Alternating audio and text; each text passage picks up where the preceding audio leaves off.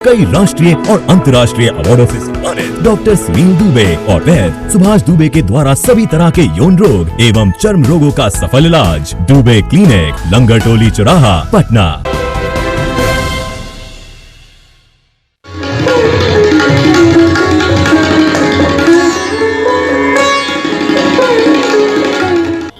संगीत एक ऐसी कला है जिससे पारलौकिक सुख का अनुभव होता है। गायन, वादन और नृत्य के समावेश को संगीत कहते हैं। आज हमारे बीच एक ऐसे कलाकार मौजूद हैं जिन्होंने संगीत की दुनिया में काफ़ी नाम कमाया है। दरभंगा घराना के प्रतिनिधि गायक पंडित अभिषेक कुमार मिश्रा जी ने संगीत की दुनिया में काफ़ी नाम कमाया है। आज हम इनकी ज़िंदगी के बारे में जानेंगे और इनकी सफलता की कहानी सुनेंगे। गुरुजी, आपका बहुत बहुत स्वागत है। बहुत बहुत शुक्रिया। सबसे पहले तो मैं जानना चाहूँगी कि आप कहाँ से सोचे कि संगीत में आना है? आपके जीवन के बारे में थोड़ा जानना चाहूँगी। कब सोचा संगीत शुरू करते हैं, संगीत में आते? दरअसल सोचने जैसी कोई बात नहीं हुई। हमारे यहाँ हमारे घराने में ही संगीत जब जन्म हुआ तब से ही कान में संगीत पढ़ना शुरू हुआ। और आप यूँ कह सकते हैं कि पूरा ख़ानदान ही हमारा सांगीतिक रहा है। विगत 760-65 वर्ष से हमारे यहाँ संगीत की विधा आज कैरी फॉरवर्ड हो रही है। तो घर में एक सांगीतिक माहौल था ही। मेरे पिताजी प्रोफेशनल गायक तो नहीं हैं, ही वॉज इन जॉब। माताजी मेरी अच्छा गाती हैं। बाकी हमारे नाना जी, परनाना और मेरे दादाजी, ये लोग सभी एक लेवल पे सिंगर हुए। हमारे दादाजी जो चचेरे दादाजी मेरे Pandit Umashankar Mishra world fame sitar player हुए। हमारे दादाजी के नाना जी पद्मश्री पंडित राम चतुर मल्लिक जी, जिनके नाम से आज बिहार सरकार अवार्ड देती है। तो उस घराने में जन्म लेने का सौभाग्य मुझे मिला। इस वजह से बचपन से ही सांगीतिक जीवन की शुरुआत ही सांगीतिक हुई। बट जब चीज़ों को फाइनलाइज करने का एक वक्त आता है कि आप एज अ कैरियर किन चीज़ों को चुनना चाहते हैं, ऐसे हर लोगों की, हर एक माँ बाप की ख्वाहिश होती है, इन जनरल खास करके बिहार में या कहीं और भी कहें तो, कि वो उनका बच्चा डॉक्टर, इंजीनियर, IAS और ब्ला ब्ला जो भी बने।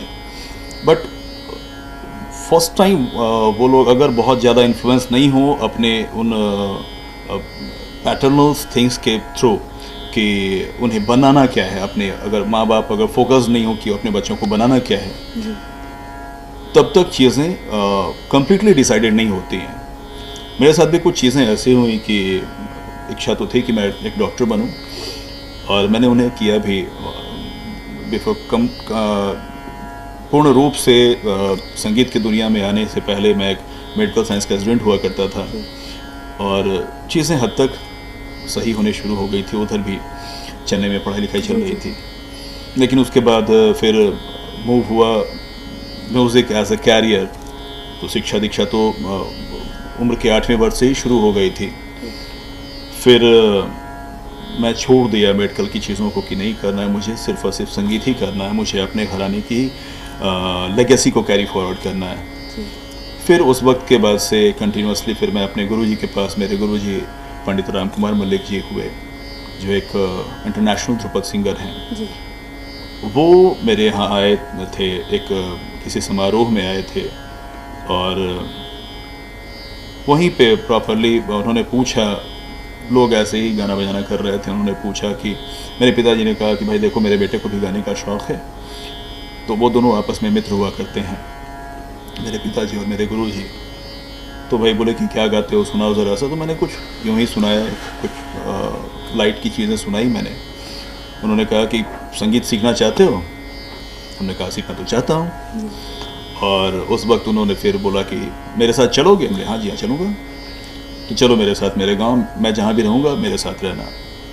उसी रात मैंने सब कुछ अपना कपड़ा जैसे तैसे पैक किया, सुबह होके चल दिया गुरुजी के साथ उनके घर, और वहाँ तकरीबन 12-15 साल रह कर के शिक्षा दीक्षा शुरू हुई हमारी। फिर म्यूज़िक में मैंने डबल MA किया, और चीज़ें फिर लगातार बढ़ती चली गई। बहुत अच्छा लगा जान के कि आपका बैकग्राउंड इतना अच्छा है, काफ़ी बड़े बड़े लोगों से आपका बैकग्राउंड घिरा हुआ है। अब आपके बारे में बात कर रहे हैं तो आपके घराना पर आते हैं, काफ़ी फेमस है दरभंगा घराना, तो थोड़ा जानना चाहूँगी आपके घराना के बारे में, और ये भी जानना चाहूँगी कि बाकी घराना से अलग कैसे। दरभंगा घराना, इसका इतिहास रहा है कि ये अपने हमारे घराने में जो गायकी आई वो उस्ताद तानसेन जी के जो नाती हुए उस्ताद भूपति खां साहब, उनके यहाँ हमारे एंसेस्टर स्वर्गीय पंडित राधा कृष्ण और करताराम सिंह मालिक जी ने जा कर के तकरीबन 25 वर्ष उनके यहाँ रह के शिक्षा ली, और उन्होंने 7 से 8 रागों की सिद्धि प्राप्त की है वो कि राग मेघ के गाने से बारिश होगी, राग हिंडोल के गाने से हवा बहेगी, राग दीपक के गाने से दीपक प्रज्वलित हो जाएगा। ये चीज़ें किंवदंती नहीं थी, ये हकीकत थी, उन्होंने सिद्धि प्राप्त की थी। वहाँ से फिर चीज़ें आते चूँकि घराना का मतलब ही होता है कि एक प्रकार की गायकी जब अपने 100 वर्ष को पूरा करती है, शिष्य फिर उनके शिष्य ऐसे करते हुए अगर आप 100 वर्ष पूरा करते हैं तो वो एक घराने का स्वरूप लेता है, और इस प्रकार से घराना कायम हुआ। इसको मूल रूप देने में हमारे जो पिताजी के नाना, मेरे जो नाना हुए पद्मश्री पंडित राम चतुर मल्लिक जी का विशेष योगदान रहा, जिन्होंने इस घराने को प्रॉपरली इस्टेब्लिश किया और वर्ल्ड वाइड सिंगर हुए, ध्रुपद की दुनिया के एक हस्ताक्षर हुए। तो मेरा घराना जो है वो ध्रुपद का घराना है। ध्रुपद एक एंशिएंट सिंगिंग है। सबसे पहले जो गायकी हुआ करती थी वो वेद गान हुआ करता था। जिस वक्त हमारे पास ये 7 सुर नहीं हुआ करते थे, उस वक्त सिर्फ 3 सुर थे हमारे पास, उदात्त, अनुदात्त और स्वरित। उसके बाद जब 7 स्वर हमारे पास आए तो ध्रुपद की गायकी आई। ध्रुपद जैसा नाम से ही परिलक्षित होता है कि ध्रुव और पद। ध्रुव मतलब ध्रुव तारे के समान अचल अचल पद, और पद जो भी हमारे वेद में जो पदावलियाँ थीं, उन पदों को जब सांगीतिक रूप से एक निश्चित 4 ताल में से स्वरबद्ध किया गया तो वो ध्रुपद की गायकी आई। ध्रुपद के साथ साथ ही धमार भी आई, तो ये ध्रुपद और धमार की गायकी आई। हमारे घराने की जो खासियत है, ऐसे हमारे यहाँ चारों पट की गायकी गाई जाती है। चारों पट की गायकी का मतलब हुआ कि आप ध्रुपद जैसा गाते हैं वैसा ही आप ख्याल गाते हैं, वैसा ही ठुमरी गाते हैं, और वैसा ही आप भजन और गज़ल की चीज़ों को गाते हैं। तो हमारे यहाँ बहुत ऐसे भी सिंगर हुए जो ध्रुपद से भी टॉप ग्रेड हैं और दूरदर्शन रेडियो से और ख्याल से भी हैं। तो घराने में चारों पट की गायकी रही बात और घराने से हमारी गायकी जो अलग है। ध्रुपद का जो घराना है मूलतः अब जो बचा हुआ है, ऐसे और भी कुछ घराने हुए बिहार में, लेकिन अब वो वजूद में नहीं है। तो दरभंगा घराने की जो गायकी है, इसमें ध्रुपद के गायकी में 4 वाणियाँ होती है। नौहार वाणी, खंडहार वाणी, डागुर वाणी और गौड़हार वाणी। हमारे यहाँ ये 3 वाणियों से गायकी गाई जाती है, खंडहार वाणी, नौहार वाणी और गौड़हार वाणी। इन 3 वाणियों में हमारे यहाँ की गायकी हुआ करती है। ध्रुपद बड़े दमखम की गायकी है। ठीक उसी प्रकार से चूँकि और जो भी ध्रुपद के घराने हैं उसमें सिर्फ और सिर्फ ध्रुपद गाया जाता है, हमारे यहाँ ये चीज़ें थोड़ी अलग हुई। ध्रुपद की जो चीज़ें एक लेवल पे एस्टैब्लिश की गई घराने के थ्रू, उसमें एक और घराना है, जैसे बेतिया घराना था, या कुछ लोग हैं बचे हुए, उसमें डागर घराना हुआ। इन सबों से हमारे यहाँ की गायकी बड़े दमखम की गायकी रही, बड़े ज़ोरदार सिंह गर्जना जैसी आवाज़ थी हमारे यहाँ, जिस वजह से हमारे जो दरभंगा महाराज के जो थे, हमारे यहाँ की गायकी की वजह से एक हमारे यहाँ जो हमारे जो एंसेस्टर थे उनको सिंह और मालिक की उपाधि दी है कि सिंह की तरह गर्जना करके गाने वाले जो गायक हुए वो उन्हें उस उन चीज़ों से उन्हें नवाजा गया। तो उसके बाद बात आई कि आप जितने भी लाइटर फॉर्म्स हैं, म्यूज़िक के जो लाइटर फॉर्म्स हैं, पर्सनली मैं अपने बारे में बात करूं तो मैंने चारों पट की गायकी के अलावा कुछ और भी प्रकार की जो गायकी है उसे हमने फॉलो करना शुरू किया। जैसे कि सूफ़ी गायकी मुझे पसंद है, इवन गज़ल या भजन जो भी लाइटर फॉर्म्स हैं। इवन मैंने कुछ फिल्म जो फोक सिंगिंग मैंने करी, कुछ फिल्मों के गाने मैंने फोक जो भी रीजनल मूवीज़ रहे उसमें मैंने गाए। म्यूज़िक डायरेक्शन का एक अपना एक अलग चीज़ हमने लिया। तो कुल मिलाकर के घराने की चीज़ों से तो ओतप्रोत हूँ और उन चीज़ों को कैरी भी कर रहा हूँ, लेकिन कुछ और भी चीज़ें मैंने ऐड ऑन की उसमें। जी। तो इस प्रकार से गायकी का सफ़र शुरू हुआ और जो घराने का एक कोशिश में हूँ कि बस ये जो लेगेसी है वो कैरी फॉरवर्ड होता रहे। जी, बहुत अच्छा लगा जान के आपके घराने के बारे में, और मुझे काफ़ी अच्छा लगा ये अंतर जानने में दोनों सारे घरानों के बारे में। अभी आपसे बातचीत करते वक्त आपने ध्रुपद और ख्याल का जिक्र किया। मेरी आपसे दरख्वास्त है कि अगर आप कुछ गा करके ध्रुपद और ख्याल के बीच का फ़र्क हमारे दर्शकों को बता सकें। ध्रुपद में पहले मैं समझा दूँ कि ध्रुपद आलाप प्रधान गायकी है। ध्रुपद में जो बंदिशें होती हैं उनकी, वो जैसा कि नाम से ही परिलक्षित होता है, ध्रुव पद, जो सत्य पद है, जो अटल है, जो मूवेबल नहीं है। इसमें नैना, पिया, कजरा, बाबरा जैसे शब्दों का प्रयोग नहीं होता है। जैसे कि हमारे एक ध्रुपद का बोल मैं बोलना चाहूँगा, जैसे तू हो करुणा निधान, दीन बंधु शील सिंधु, सीतापति रामचंद्र भक्तन पर दयावान, दायक जीवन अनंत, नासत भवद्वंद फंद, पूरहु कारज विधान। ये ध्रुपद की बंदिश है। ख्याल में चीज़ें थोड़ी सी अलग हो जाती हैं। गायकी की जहाँ तक बात करूँ तो ध्रुपद आलाप प्रधान गायकी है। इसमें मीड़ और गमक का मूल प्रयोग होता है। इसके आलाप में त, न, री, रे, नोम, तोम का उच्चारण होता है। ऐसे नोम तोम का आलाप भी कहा जाता है।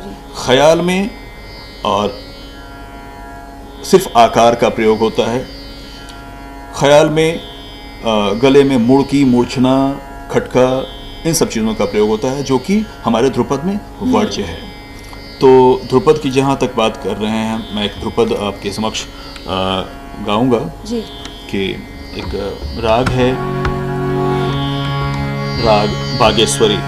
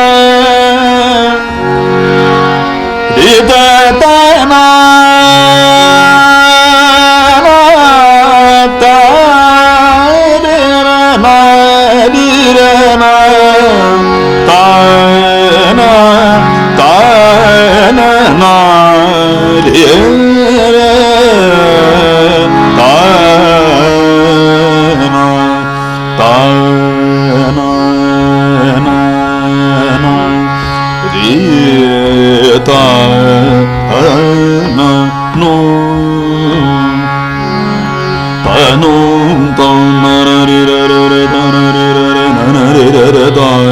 ri re re na na ri re re ta na ri re re na na ri re re da na ri re re ta na ri re re na ta na ri re ta na ri re na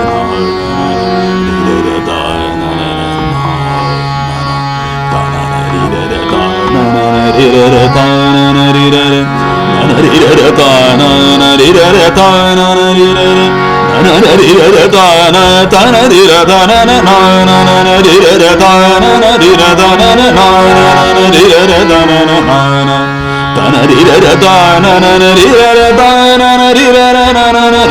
ta na ri re ta na ri re re ta na ri re re ta na ri re ta na ri re re ta na ta na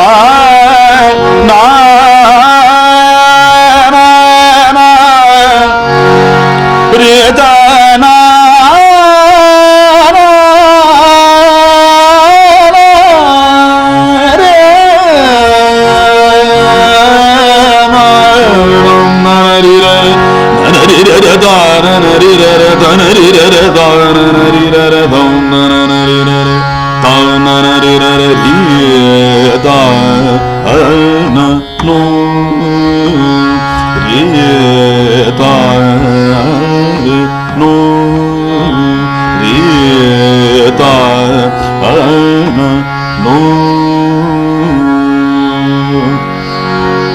तू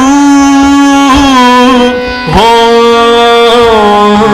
करुणा निधान तू हो करुणा निधान दीना बंधु शील सिंधु सीता पति राम चंद्र भक्तना पर दया वान तू हो करुणा निधान दायक जीवन नाता दायक जीवन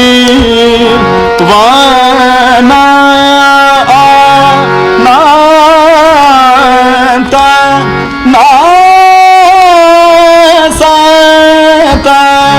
भव द्वाद पूरहु कारय विधान तू हो करुणा निधान तू निधान तू निधान तू तू तू हो निधान तू निधान तू निधान तू तू तू हो निधान तू निधान तू निधान तू हो करुणा निधान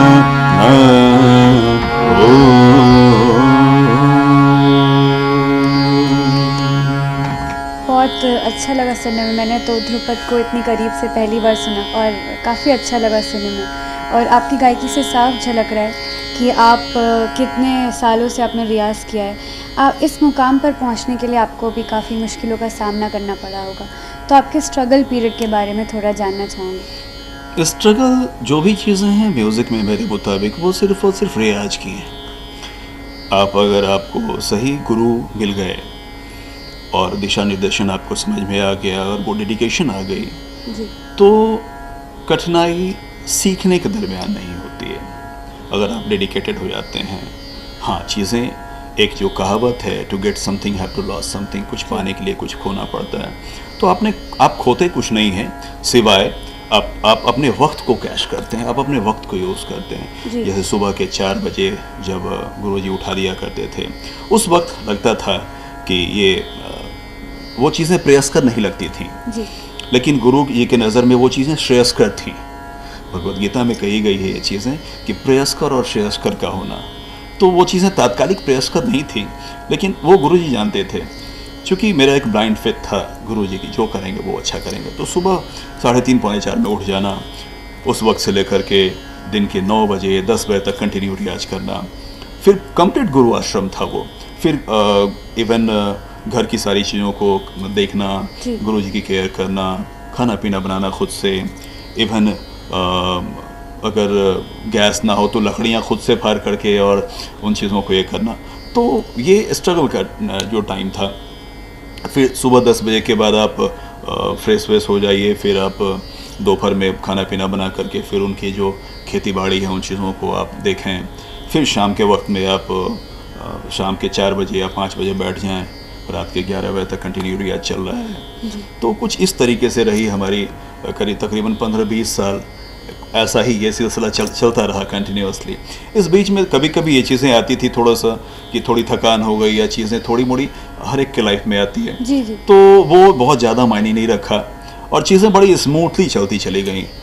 और देखिए, स्ट्रगल उन्हें अब के दौर में तो स्ट्रगल बहुत ज़्यादा हो गया इन चीज़ों को लेकर, लेकिन जिनके पास टैलेंसी है, जो टैलेंटेड हैं, जिन्होंने वाकई संगीत को वक्त दिया या किन्हीं भी चीज़ों को, whatever the ambitions they are having, जिन लक्ष्य के प्रति जिन्होंने अपना वक्त दिया है, उन्हें बहुत ज़्यादा कठिनाई नहीं झेलनी पड़ती है। रेयर ऑफ द रेयरेस्ट ऐसा कुछ होता है कि जहाँ थोड़ी कठिनाइयाँ आपको आती हैं तो वो इग्नोरेबल है, वो बहुत ज़्यादा मायने नहीं रखता है। लेकिन आप अगर डेडिकेटेड हैं आपकी चीज़ों में, तो आपको बहुत ज़्यादा स्ट्रगल करने में परेशानी क्रिएट नहीं करेगी। जी गुरुजी, मैं जानना चाहूँगी कि आपकी प्रेरणा कौन है? हर किसी का कोई प्रेरणा होता है जिसको देख करके वो आगे बढ़ने के लिए सोचता है, सीखने का सोचता है।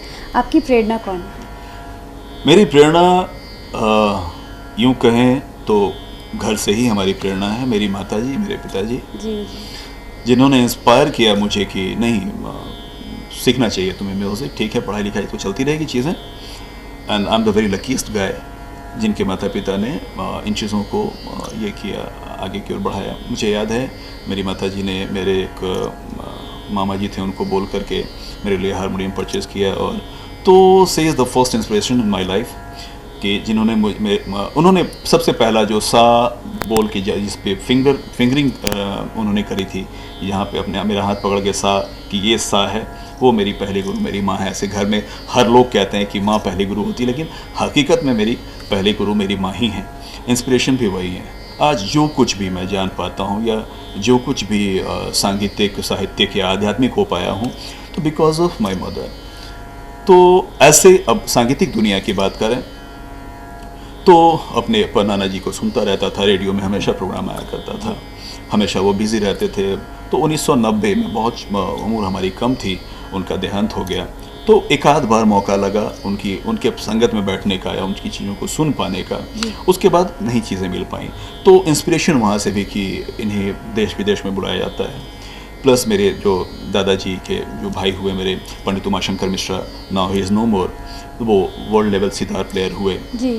तो इंस्पिरेशन तो घर में ही थे, लेकिन ऐसे आउटर लेवल पे अगर आप देखें तो मैं गज़लों का शौकीन हूँ और गज़ल मुझे पसंद हुआ करती है।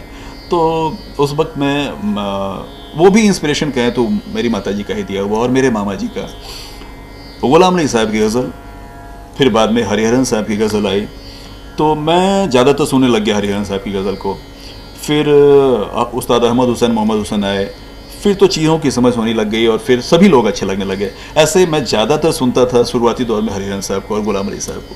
जी, बहुत बड़ी बात है कि आपके घर के लोग, आपके माता पिता ही आपकी प्रेरणा है। बहुत कम बच्चे ऐसे होते हैं जो जब उनसे पूछा जाता है कि उनकी प्रेरणा कौन है तो वो माता पिता का जिक्र करते हैं। तो बहुत काफ़ी अच्छी बात है। गुरुजी, मैं जानना चाहूँगी कि शास्त्रीय संगीत और सुगम संगीत के बीच में फ़र्क क्या है? शास्त्रीय नाम से ही परिलक्षित होता है कि वो शास्त्रों का विवरण है। जी। सुगम जो आसान है, बिल्कुल सिंपल, इसकी कैटेगरी बिल्कुल डिक्लेरिफाई की हुई है कि शास्त्रीयता जो है हमारे शास्त्रों से लिया गया चीज़ है, और सुगम वो जो सुगमता से गाया गया हो, बड़े आसानी से गाया होगा या गाया जाता है, वो सुगम संगीत है। ऐसे आप थोड़ा थ्योरेटिकली अगर बात करें तो शास्त्रीय संगीत में बंधन होता है, प्रोहिबिशंस होते हैं, बाउंडेशंस होते हैं कि आप राग में अगर कोमल गा का प्रयोग किसी राग में कर रहे हैं तो वहाँ शुद्ध गा का प्रयोग, उस राग में अगर वर्ज्य है तो वर्ज्य है। जैसे अभी बागेश्वरी में मैं अगर कोमल गा का प्रयोग कर रहा था तो शुद्ध गा का प्रयोग पूर्णतया वर्जित है इसमें। तो ये बाउंडेशंस हैं शास्त्रीय संगीत में, या वो ध्रुपद हो या वो ख्याल हो। लेकिन सुगम संगीत में आप इस बाउंडेशन से थोड़े अलग हो जाते हैं। सुगम संगीत में आप एक राग का फ्रेम तो पकड़ते हैं, लेकिन आपके पास वो बाउंडेशन नहीं रहता है कि आप इन्हीं स्वरों को लगाएंगे। जी। जो सुगमता से वहाँ थोड़ा अच्छी वो लग रही हो, कर्णप्रिय लग रही हो, आप शुद्ध माँ के बदले तीव्र माँ का प्रयोग कर दें, कोमल धा की जगह शुद्ध धा का प्रयोग करें, तो आप या फिर राग मिश्रित कर दें, तो ये चीज़ें आपकी फुलफिल हो जाती हैं सुगम संगीत में। जी। आपसे दरख्वास्त थी कि आप थोड़ा सा कुछ गा के हमारे दर्शकों को बता दें जिनसे उनको समझ में आ जाए सुगम संगीत और शास्त्रीय संगीत में फ़र्क। शास्त्रीय संगीत में जैसे ख्याल की चीज़ें हैं, जैसे अभी ध्रुपद मैंने गाया, अभी एक ख्याल जो गायकी है, ख्याल का मतलब ही होता है thought. With living in proper, आप कह सकते हैं कि एक निश्चित स्वर समूहों में रहते हुए आप जब उसे एक ताल में विलंबित या द्रुत या तीन ताल में आप गाते हैं तो वो ख्याल कहलाता है। इसमें खटका मोड़ की मूर्छना का प्रयोग होता है। मैं एक राग मधुवंती, जो कि मेरा फेवरेट राग है, मैं एक उसका स्थायी अंतरा गाता हूँ।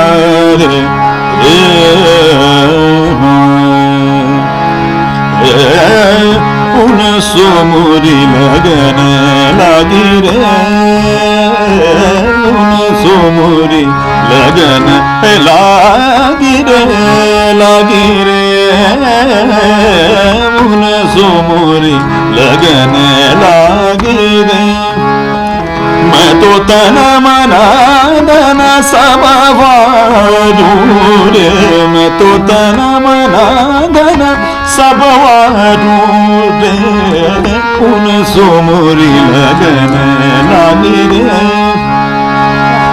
लागन लागन लागी, लागन लागी रे, लागन लागी, लागन लागन लागी, लागन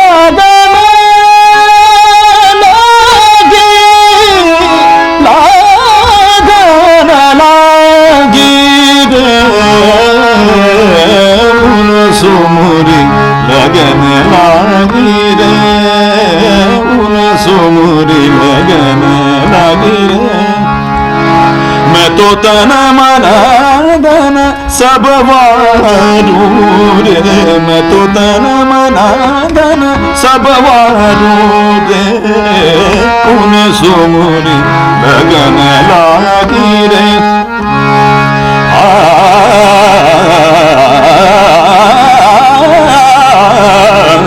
लगन लागी रे, उन सुमुरी लगन लागी रे,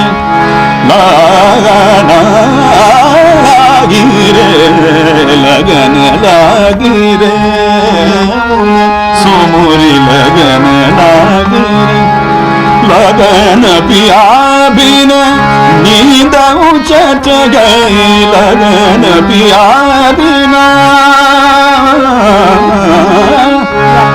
पिया बिना, लगन पिया बिना,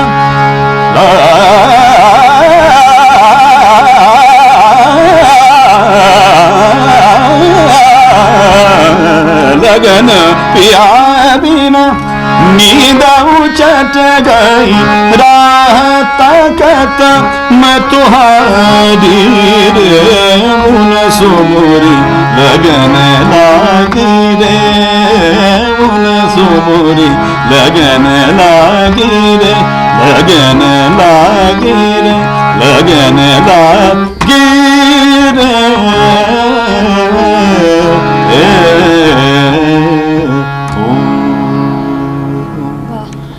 अभी जो आपने गाया ऐसे सीधा दिल को छू लिया, बहुत काफ़ी अच्छा लगा सुनने में।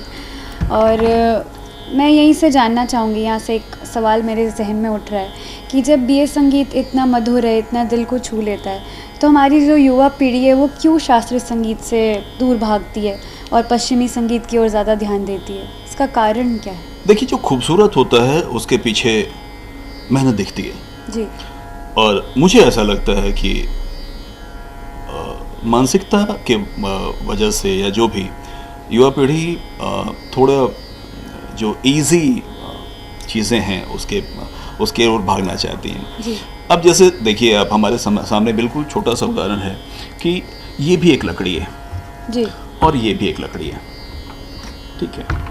अब ये चीज़ें सीधा सीधा दिख रही हैं कि इसमें कारीगरी की हुई है जी। ऑब्वियस सी बात है, खूबसूरत लग रहा है, और ये चीज़ें प्लेन लग रही हैं। तो शास्त्रीयता लाइक दिस, इसमें मेहनत लगी है, ये खूबसूरत दिख रही है। तो इस मेहनत से अगर आप भाग रहे हैं, आप ऐसा नहीं है कि आपको इंटरेस्ट नहीं है या आप उधर आप पश्चिमी संगीत को ज़्यादा वैल्यू दे रहे हैं, वो ख़राब है ऐसा मैं नहीं कह रहा हूँ, लेकिन शास्त्रीय संगीत वो जड़ है जिसके तने ये सुगम संगीत है, लेकिन जड़ के बगैर तना की परिकल्पना नहीं की जा सकती है जी। तो उन्हें थोड़ा समझना पड़ेगा, इन चीज़ों को थोड़ा इंटरेस्ट देना पड़ेगा। और मेरे मुताबिक दुनिया में कोई भी चीज़ बोरिंग नहीं होती है, दुनिया में कोई चीज़ बोरिंग नहीं होती है। अगर लोग कहते हैं तो गलत कहते हैं। रीज़न होता है, अगर आप बोरिंग कह रहे हैं किन्हीं चीज़ों को, इट मीन्स आप उसमें इंटरेस्ट नहीं ले रहे हैं, उन चीज़ों को जानने की इच्छा नहीं रख रहे हैं। आप जिस दिन उस चीज़ों को जानने की इच्छा रखेंगे, आप डूबते चले जाएंगे। खास करके संगीत में तो बहुत ज़्यादा इसको, संगीत को एक दुनिया कही गई है, म्यूज़िक वर्ल्ड कहा गया है। एक दुनिया हमारी अगर ऐसी है तो संगीत एज इट इज़, इतनी ही बड़ी एक दुनिया है संगीत की, कितनी सारी चीज़ें होंगी। दुनिया ऐसी किसी चीज़ को नहीं बोला दिया जाता है। जी जी जी। तो आप अगर जानने की आपकी अगर इच्छा हो तो चीज़ें मुश्किल नहीं है, बड़ी आसान है। और मेरे मुताबिक तो आसान और मुश्किल की इतनी ही सी परिभाषा है कि जो मैं नहीं जानता हूँ वो मुश्किल है, जो जानता हूँ वो आसान है। जो नहीं जानता हूँ उसे जान लूँ, आसान हो गया जी। तो युवा पीढ़ी थोड़ा इन चीज़ों को, थोड़ा विज़न बदलने की ये है। अगर वो थोड़ा अपना विज़न बदल लें तो इन चीज़ों में बहुत मज़ा आएगा उन्हें। हमारे कई दर्शक ऐसे हैं जो संगीत सीखते हैं और संगीत के बारे में जानते हैं। आपसे थोड़ा जानना चाहूँगी कि रियाज़ करने का सही तरीका क्या है, इस लाइन में अगर कोई है तो कैसे सीखना चाहिए कि वो प्रोग्रेस करेगा, थोड़ा जानना चाहूँगी आपसे। देखिए, सबसे पहले ये गुरुमुखी विद्या है जी। गुरु अपने शिष्यों को कंठ से कंठ सिखलाते हैं, कंठमुखी विद्या जिसे कहा गया है। गुरु का जो अर्थ मेरे जहन में है, गु से गुरु अपनी गूढ़ता को, गूढ़ ज्ञान को रूह से अपने शिष्यों के रूह तक पहुंचा दे, वो गुरु है। वाह, क्या बात। पहली चीज़ तो अभी के वक्त में पहले तो एक अच्छे गुरु की तलाश करें जो उन्हें अडॉप्ट करें म्यूज़िकली। जहाँ हमारे पास जो भी लोग आते हैं तो सबसे पहले मैं उन्हें कहता हूँ कि I am going to adopt you musically, मैं सांगीतिक रूप से आपको अडॉप्ट कर रहा हूँ जी। कि आपकी आप जितने ही सांगीतिक होंगे आपको उतना ही आध्यात्मिक होना पड़ेगा, उतना ही साहित्यिक भी होना पड़ेगा। सिर्फ और सिर्फ म्यूज़िकल होने से कि मैं 10 गाने अच्छा सुनता हूँ उससे काम ही चलना है। आपको उतनी ही साहित्यिकता की भी परख आपकी हो, आप उतना ही आध्यात्मिक हो, फिर आप नवरस इन भावों से आप अवगत हो पाएंगे। तो गुरु का भी महत्व बहुत बड़ा होता है आपके लाइफ में जी। तो सबसे पहले तो वो चयन करें कि आपके गुरु किस लेवल से आपको शिक्षा दीक्षा देते हैं। दूसरी चीज़ें, रियाज कैसे करें। वो रियाज करने में अभी जो मैं देख रहा हूँ, लोग यूट्यूब के थ्रू कहीं भी कुछ भी, जिनको कुछ समझ नहीं है अगर, तो वो वन ऑफ सडन चले जाते हैं उन चीज़ों को, जिन्होंने जो कुछ भी बता दिया उन चीज़ों को मान लेते हैं। मेरे मुताबिक जो रियाज का जो प्रॉपर तरीका है वो सबसे पहली चीज़ है आपकी स्वर साधना जी। तो हमने संगीत को सीखने का, वो दुनिया का कोई भी संगीत हो, उसे सीखने का 6 से 7 तरीका हमने 6 से 7 उसके जो टर्म्स हैं मैंने ईजाद किए हैं, उन्हें मैं शाब्दिक रूप दिया हूँ। ये ऑलरेडी एस्टेब्लिश है, मैंने उन्हें शाब्दिक रूप दिया है कि सबसे पहले जब आप गायकी सीखना शुरू करते हैं तो सबसे पहली चीज़ होती है आपकी, आप ब्रेथ एस्टेब्लिशमेंट सीखें। आपको श्वास स्थिरीकरण की प्रक्रिया प्रॉपर पता होना चाहिए। दूसरी चीज़ आती है following all the frequency, lower, middle और हायर। हर एक के स्वरों को आप विधिवत उसके स्वर को एज इट इज़ नकल लें, उसके अपनी आवाज़ की डेंसिटी को मेंटेन करते हुए। तीसरी चीज़ें, one of the best thing in music, जिसको सोल कहा गया है म्यूज़िक का, एंड दैट इज़ रिदम। वो ताल है। ताल जिसको की परिभाषित किया गया है कि समय के निश्चित अंतराल को ताल कहते हैं। ताल की जो मूल स्रोत रहा, मैं वो भी बताना चाहूँगा कि ताल भगवान शंकर के तांडव नृत्य से लिया गया और माता पार्वती के लास्य नामक नृत्य से लिया गया है। और उनके फुटपैड्स जहाँ जहाँ पड़ रहे थे, जिन जिन शब्दों, जैसे सपोज हम अगर ये टैप करते हैं तो एक डिफरेंट आवाज़ आती है, ये टैप करते हैं डिफरेंट आवाज़ आती है, तो ऐसे शब्दों के जो कलेक्शंस हो रहे थे वो हमारे हर एक जो भी तबले के जो बोल हैं, पखावज के बोल हैं, उन्हें भगवान गणपति वो करेक्ट कर रहे थे जी। तो ताल ये हुआ। चौथी चीज़ें, सबसे इंपॉर्टेंट चीज़ें हमारी ट्विस्टनेस ऑफ वॉइस, जिसको हम लोग गले में मुड़की या गले की हरकत कहते हैं, मुड़की, मूर्छना, खटका, मीड, इन सब चीज़ों के। और इन सब चीज़ों का जो लर्न करने का सबसे बेस्ट मीडियम है वो है अलंकार। अलंकार अपने नाम से ही परिलक्षित करता है कि अलंकृत करना, किन्हीं चीज़ों को डेकोरेट करना। तो अलंकार सुर के माध्यम से आपके कंठ को कितना डेकोरेट कर पाता है। और अलंकार एक दो नहीं, अलंकार अगर मेरुखंड पद्धति से आप अगर अलंकार की बातें करें तो कम से कम एक गायक को कुछ दिनों शुरुआती दौर में कम से कम 500 से 600 अलंकार उन्हें कंठाग्र होने चाहिए जी। उसके बाद चीज़ें आती हैं आपकी प्रोनाउंसिएशन, उच्चारण। छठी चीज़ें आती हैं आपकी फीलिंग्स। और सातवीं सबसे लास्ट में जो चीज़ आती है वो है आपका एक्सप्रेशन, जो भाव भंगिमा जो है वो चीज़। तो इन सातों चीज़ों को अगर आप कवर करते हैं, इससे मैं एक उदाहरण के तहत अपने लाइफ में मैंने जो कैरी किया है उसे एक दीवार की तरह मानता हूँ। दीवार में ईंट, गिट्टी, सीमेंट, बालू, छड़, चूना, ये सारी चीज़ें लगती हैं। इस दीवार में से इन चीज़ों में से कोई एक चीज़ भी हट जाए तो दीवार अधूरा हो जाएगा। उसी प्रकार से हमारी गायकी के ये 7 पॉइंट्स में से कोई एक चीज़ हट जाए तो हमारी गायकी अधूरी हो जाएगी। हम लोग जान के भी नहीं जानते हैं या नहीं जानना चाहते हैं। आप गौर से देखेंगे दीवार को तो रॉड कहीं अलग बन रही है जी, ईंट कहीं अलग बनाई जा रही है, उसके अलग प्रोसेस हैं जी। सीमेंट कहीं अलग बनाए जा रहे हैं, हर एक का प्रोसेस अलग अलग है। तो आप देन एंड देयर आप चाहेंगे कि मैं म्यूज़िक सीखने जाऊं और फटाफट गाना सीख लूं, ये पॉसिबल नहीं है। गुरु आपके इन 7 पॉइंट्स को प्रॉपरली फोकस करेंगे। आपको पेशेंसली उन सारी चीज़ों को समझना पड़ेगा वहाँ दीवार के बनने में रॉड बनाने वाले कोई और होते हैं, सीमेंट बनाने वाले कोई और होते हैं, लेकिन यहाँ एकमात्र आप होते हैं जो इन सातों चीज़ों को आप अपने गले में उतारते हैं जी। वो ब्रेथ एडजस्टमेंट हो या फ्रीक्वेंसी की फॉलोइंग हो या रिदम सेंस हो या ट्विस्टनेस ऑफ वॉइस हो, प्रोनाउंसिएशन हो या फिर एक्सप्रेशंस हो, ये सातों चीज़ें आपको खुद से बिल्डअप करनी होती हैं। अगर आप में ये आपने वाकई ठाना है कि आपको म्यूज़िक एज ए कैरियर आप अगर चुनना चाह रहे हैं तो इन सातों चीज़ों पे गौर करें। I think it will help you a lot. बहुत अच्छे से आपने समझाया कि रियाज़ कैसे करें, और मुझे यकीन है कि हमारे दर्शक भी इस चीज़ को समझेंगे और अपनी ज़िंदगी में लाने की कोशिश करेंगे। एक सवाल है मेरा गुरुजी कि बहुत सारे ऐसे बच्चे हैं जो संगीत सीखते हैं और शायद वो इन सातों चीज़ों को अपनी ज़िंदगी में लाते भी है, रियाज़ भी करते हैं, पर उनको जब सफलता नहीं मिलने लगती है तो वो हताश हो जाते हैं और काफ़ी बुरा मानने लगते हैं। तो उनको आप क्या संदेश देना चाहेंगे? देखिए, सफलता नहीं मिलने के पीछे कहीं ना कहीं एक जो रीज़न काम करता है, अभी के वक्त में आपको बहुमुखी प्रतिभा का धनी होना पड़ेगा। जी। पहली चीज़, अभी जो वक्त है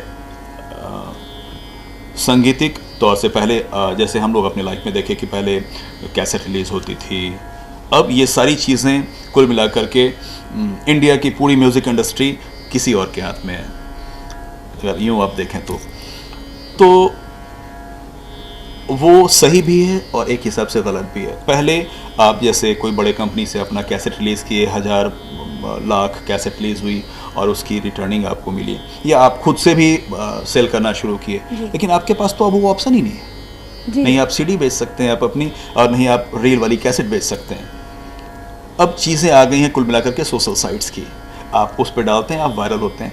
तो ये कहीं ना कहीं अच्छी भी है और गलत भी है। बहुत सारे लोगों को नहीं पता होता है उसकी जितने भी टेक्निकल थिंग्स होते हैं उन्हें नहीं पता होता कि वो कैसे लेवल पे जाएंगे। तो थोड़ा मेहनत करने की ज़रूरत है।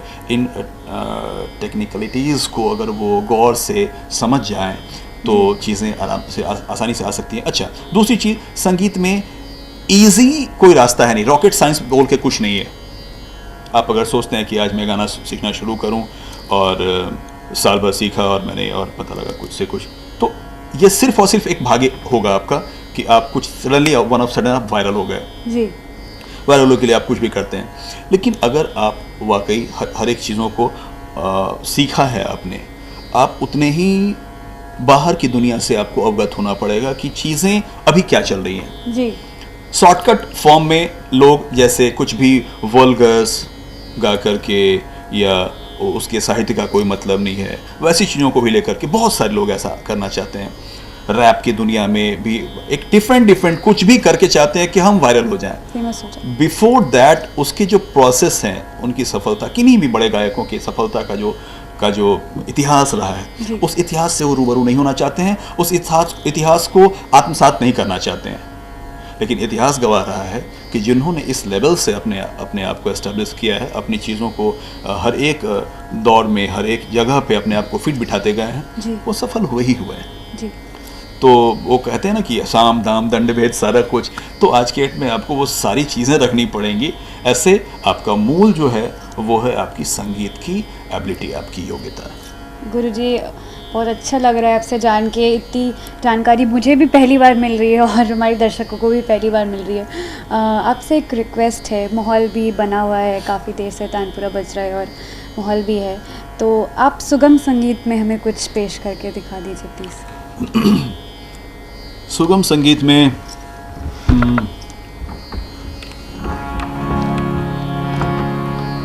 जैसे मेरी एक अपनी कंपोजिशन है, मैं वही गुनाता हूँ। जी जी जी। कि राग मुल्तानी का मैंने बेस लिया है।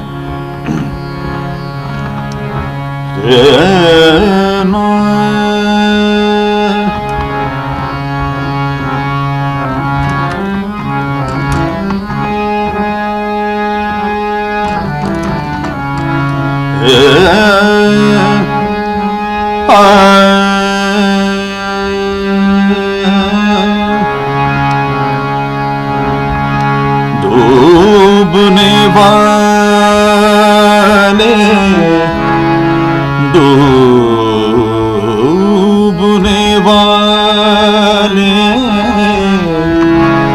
किनारे पे नजर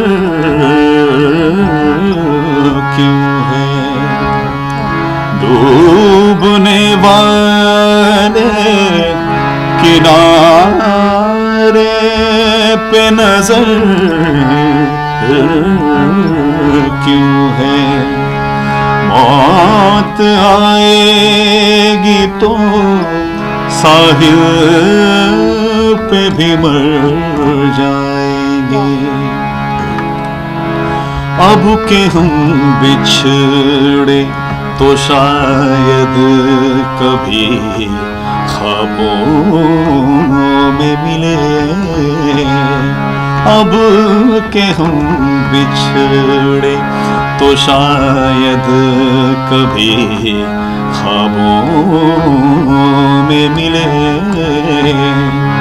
जिस तरह सूखे हुए फूल, जिस तरह सूखे हुए फूल किताबों में मिले। अब के हम बिछड़े तो शायद कभी ख्वाबों में मिले।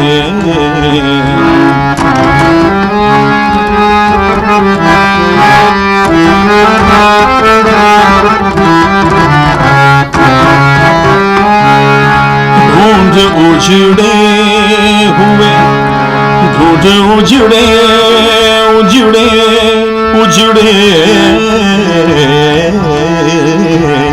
ढूंढ उजड़े हुए लोगों में वफा के मोती।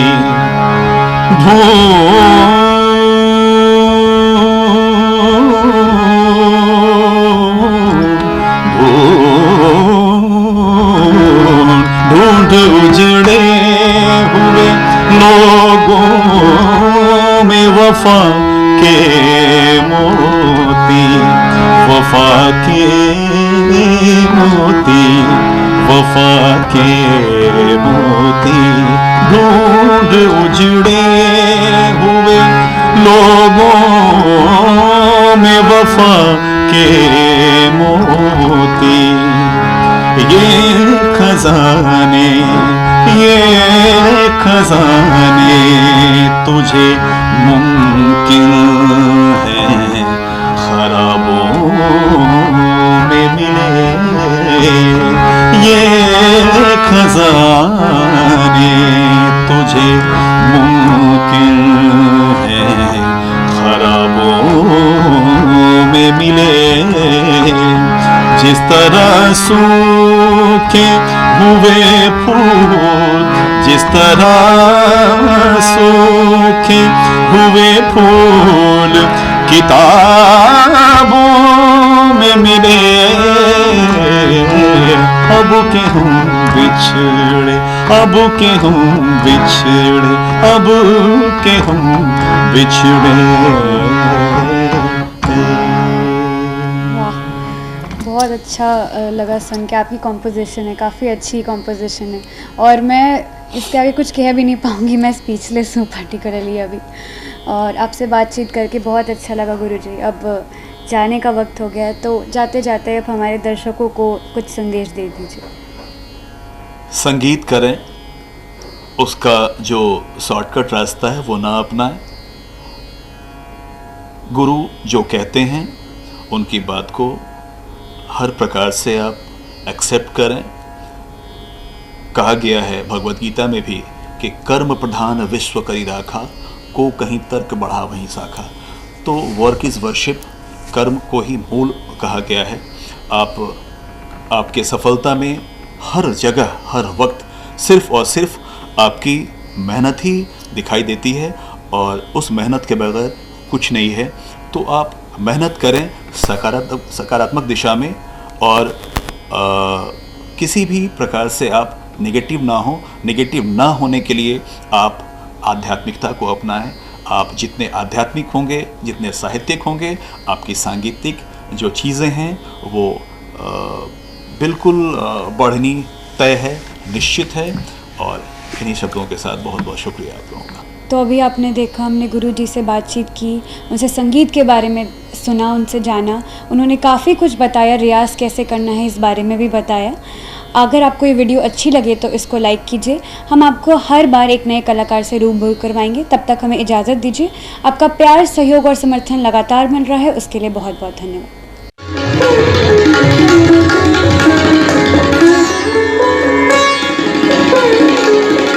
क्या आप जानते हैं कि घर बैठे आप अपनी स्वास्थ्य समस्याओं का सॉल्यूशन पा सकते हैं सॉफ्ट केयर मोबाइल ऐप के द्वारा।